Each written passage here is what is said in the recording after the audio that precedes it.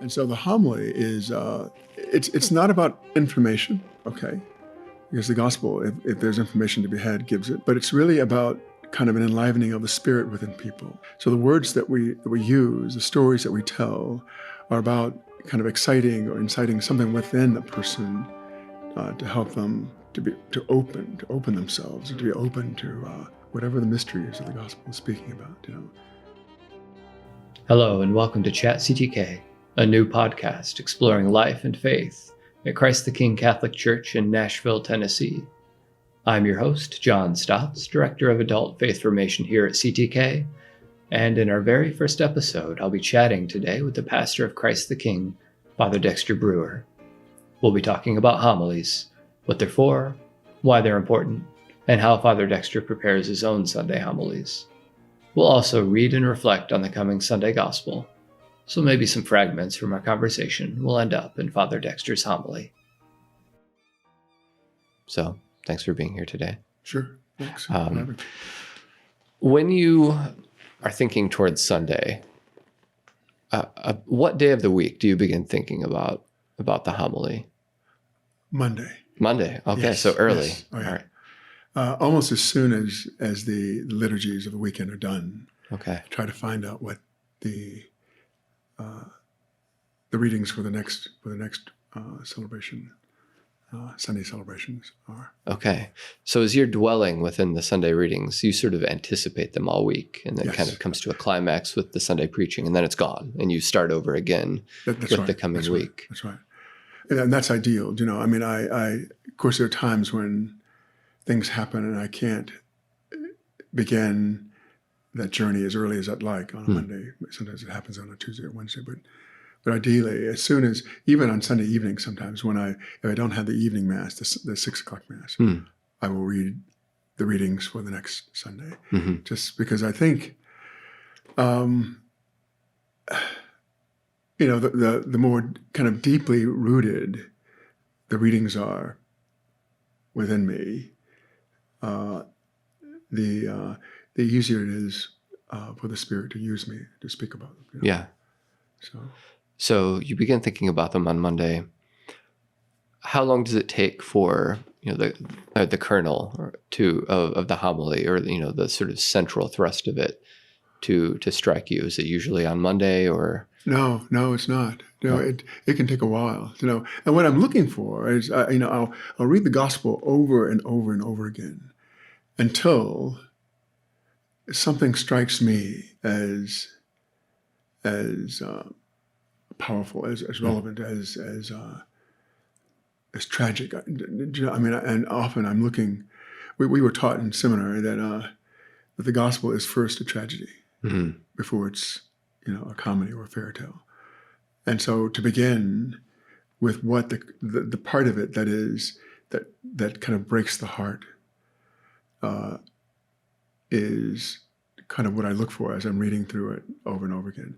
And when that strikes me, and it usually strikes something about my own life, because I'm always preaching to myself, and I'm always, everything that I say is about me. It doesn't sound like it, but I'm talking about something that I need, that I'm working on or something. And so when I read the gospel, there's something that jumps out at me, that the broken heart piece is something that's broken in me. And it just feels like that's it, Okay.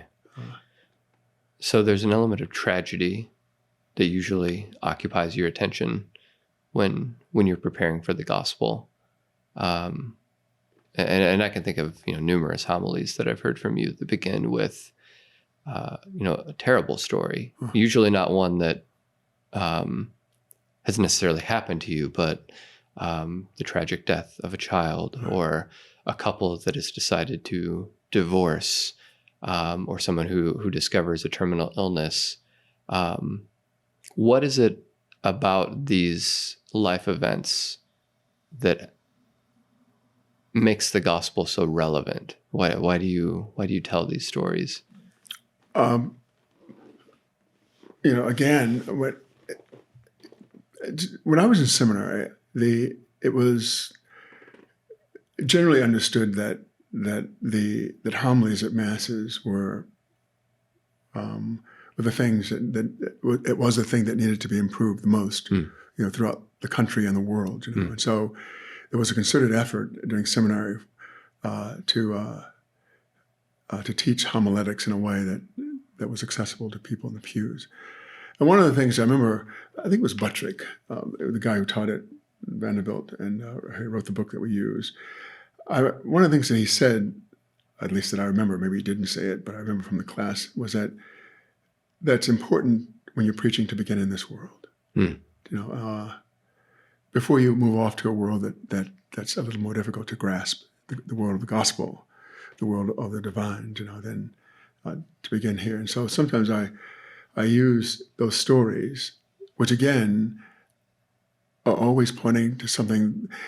Even if I haven't experienced that particular thing, there's something in it that strikes me and that almost brings me to tears. So somehow it's a piece of me. Do you know what I mean? It's a part of me. So I start there because I think people, that's where they are. That an image like that helps to ground what we'll be speaking about, or, what I will reflect about, over the next couple of minutes or so.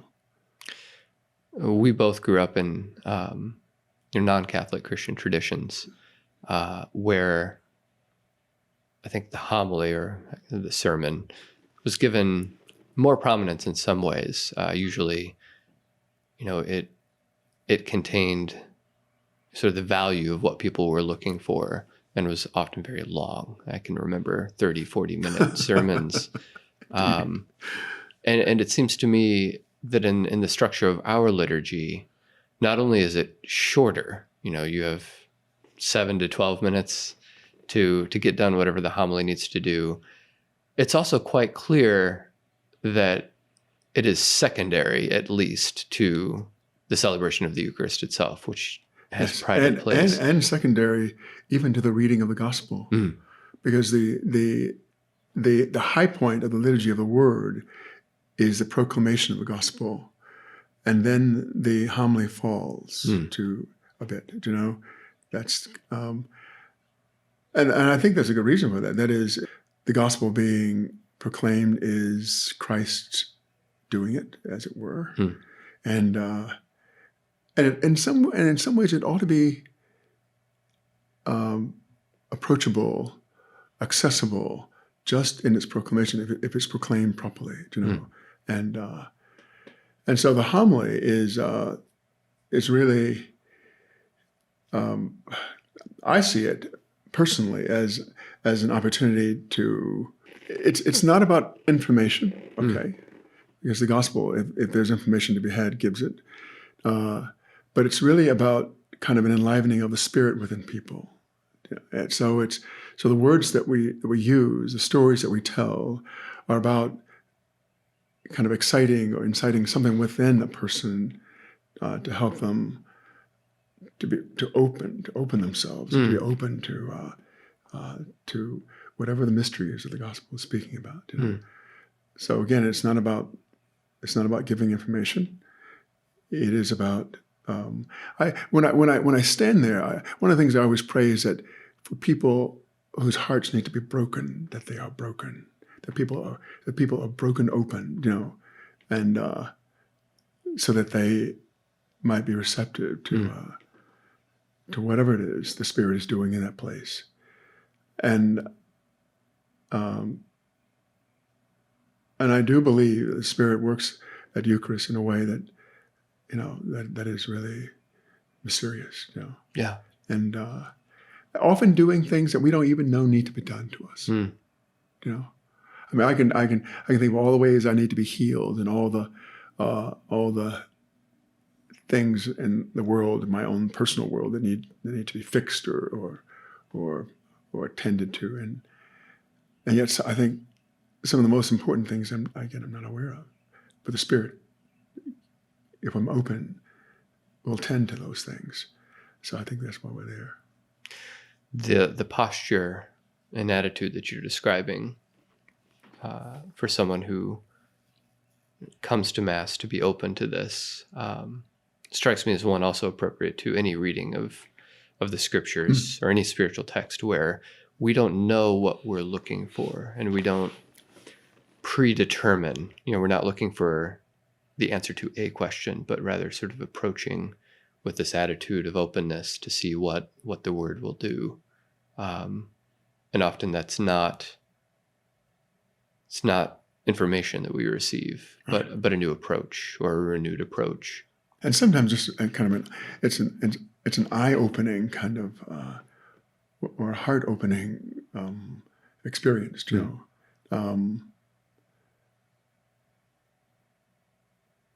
and not just to understand anything that's been said in the gospel or the reading, but kind of an opening to things that are happening in one's life. All of a sudden, there's an insight because your mind and heart are open in a different way to something that you're dealing with, or some relationship, or something. Right.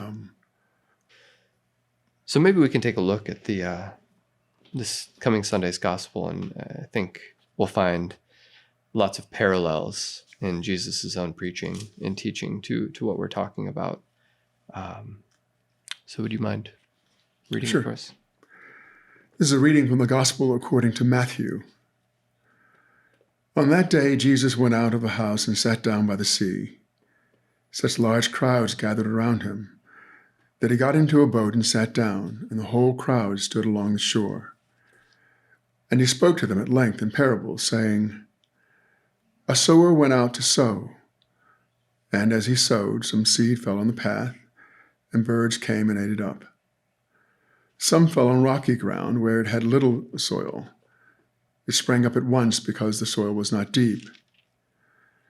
And when the sun rose, it was scorched, and it withered for lack of roots. Some seed fell among thorns, and the thorns grew up and choked it.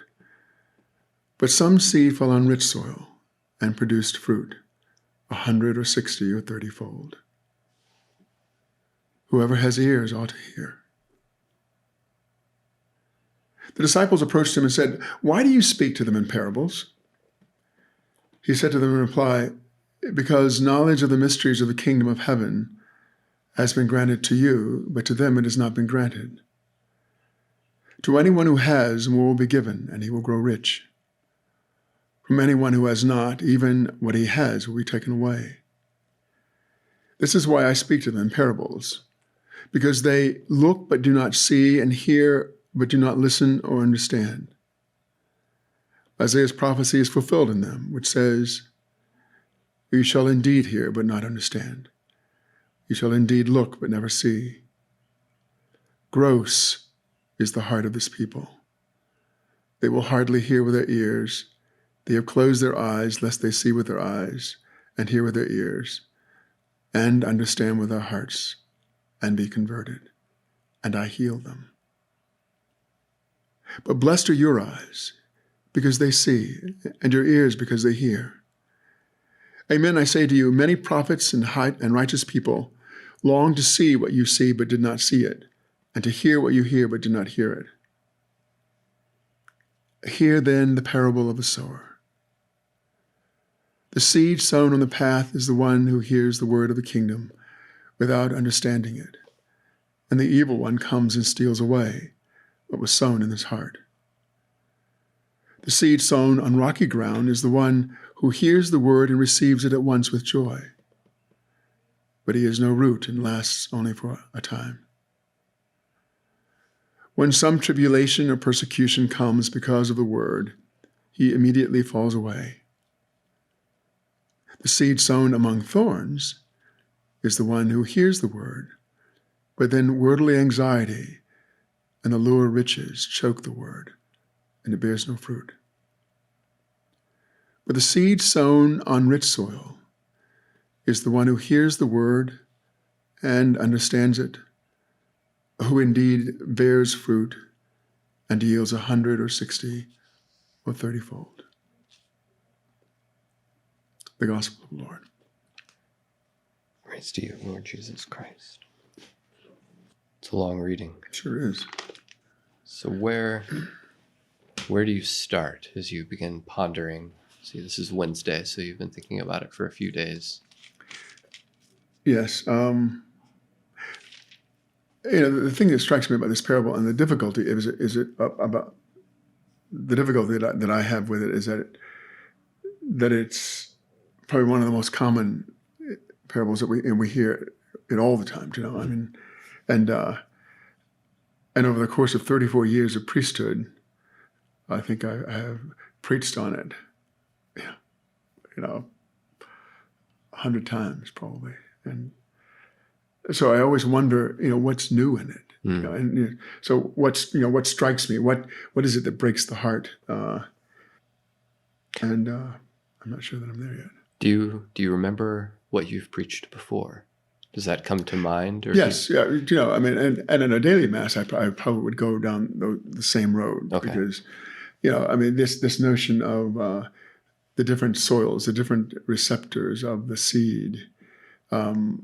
Sometimes we think that these are different people, that some people receive the word and for whatever reason, it's not effective in them.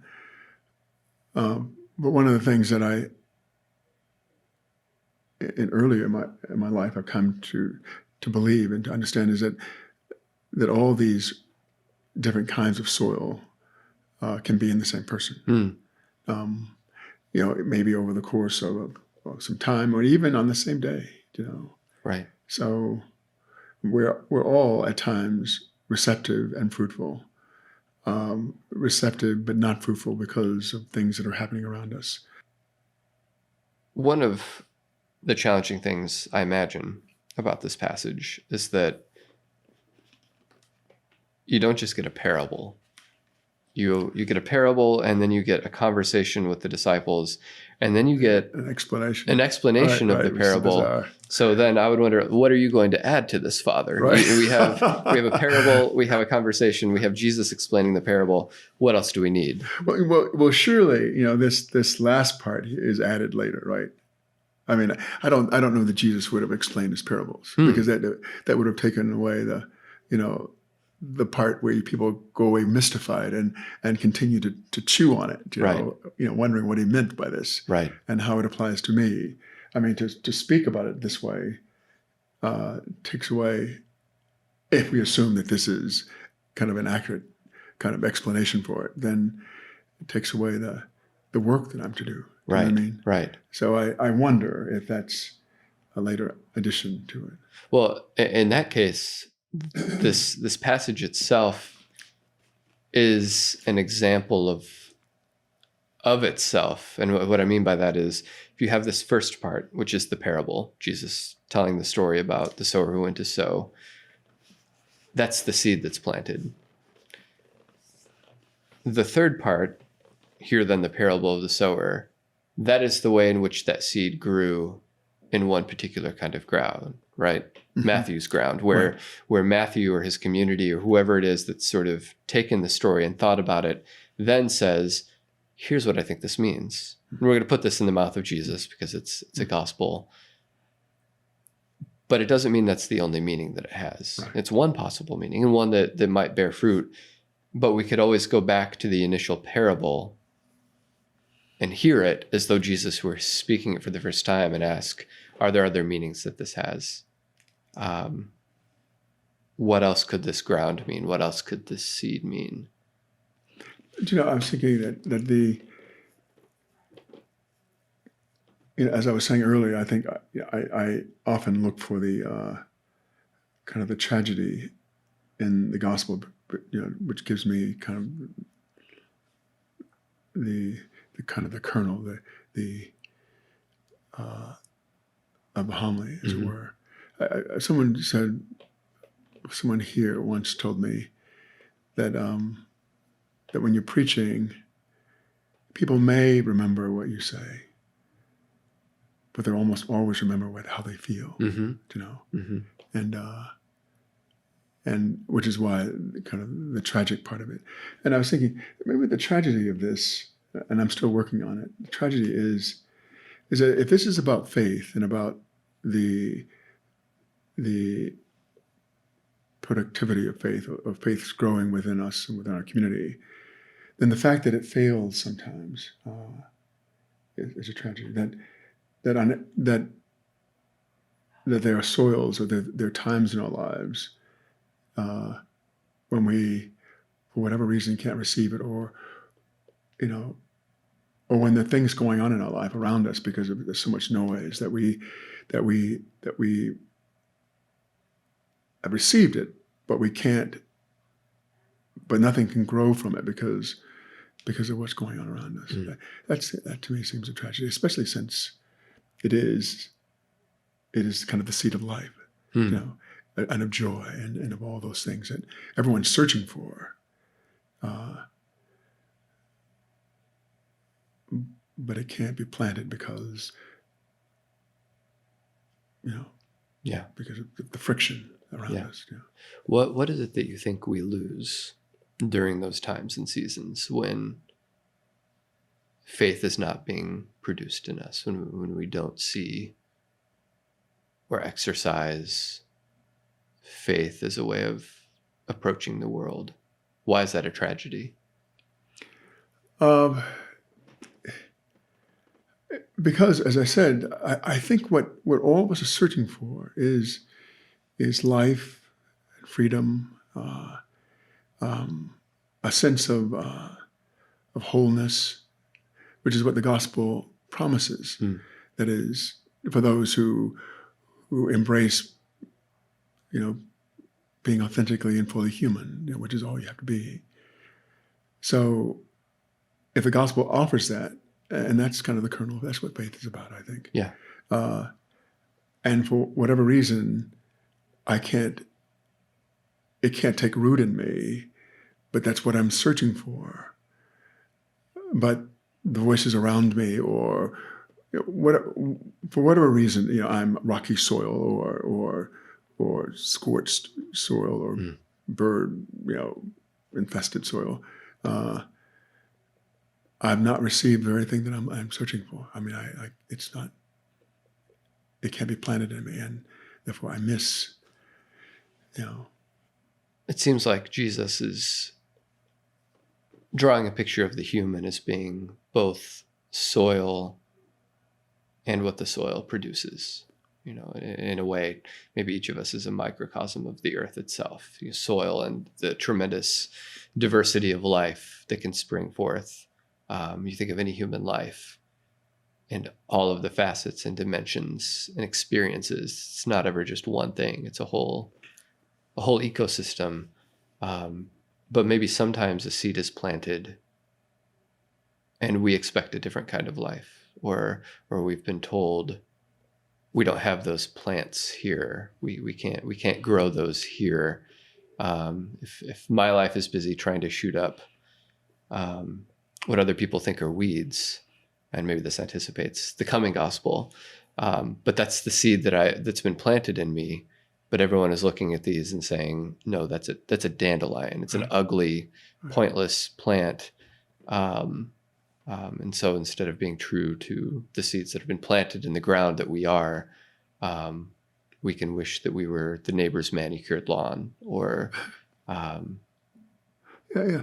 I've often thought that the greatest threat, as it were, to living a faithful life, to being authentically human, is, other people's opinions, about who we are, but about who we, who we ought to be, who God wants us to be, as if they knew the mind of God, which I think is kind of nutty. But it takes a strong person, a really strong person, to listen to the voices around them, and to weed out kind of what's not helpful at all. And we were talking a little bit before this about sort of the counterexample to this parable is that, of course, as you've pointed out in the past, things can grow anywhere. You can have a pavement, right, and I've seen it. You're walking along and you see where someone has, they placed concrete over a certain span of ground, and yet out of the middle of it, this plant breaks it and springs forth. Life finds a way, as one person put it once, and can break through almost anything, and can live sometimes under the most stressed of circumstances. Life can. Right. As we see, if you watch, what is it, the show on television, National Geographic, I guess. Is it? Or BBC Life, or right.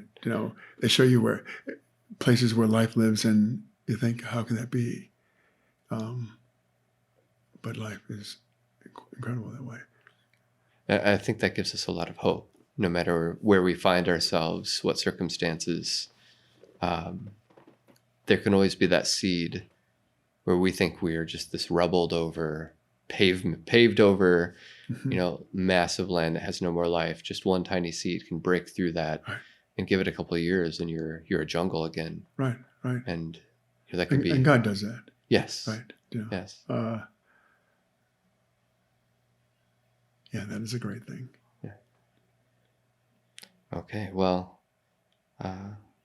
we'll see what comes on Sunday. How you're wrestling with this passage for the rest of the week.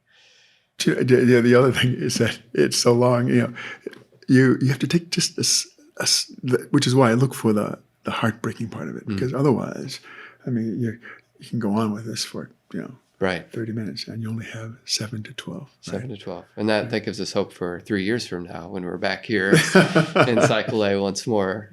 Maybe it'll be a different part that stands out.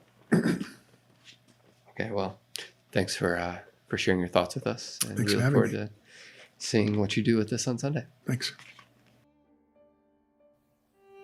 Thank you for listening to ChatCTK, a new podcast exploring life and faith at Christ the King Catholic Church. Future episodes will feature interviews with CTK parishioners, staff, and clergy about their experiences of God, Catholicism, and faith in everyday life. You can find new episodes at ctk.org/chatctk, or you can subscribe to this podcast using Spotify or your favorite podcast app.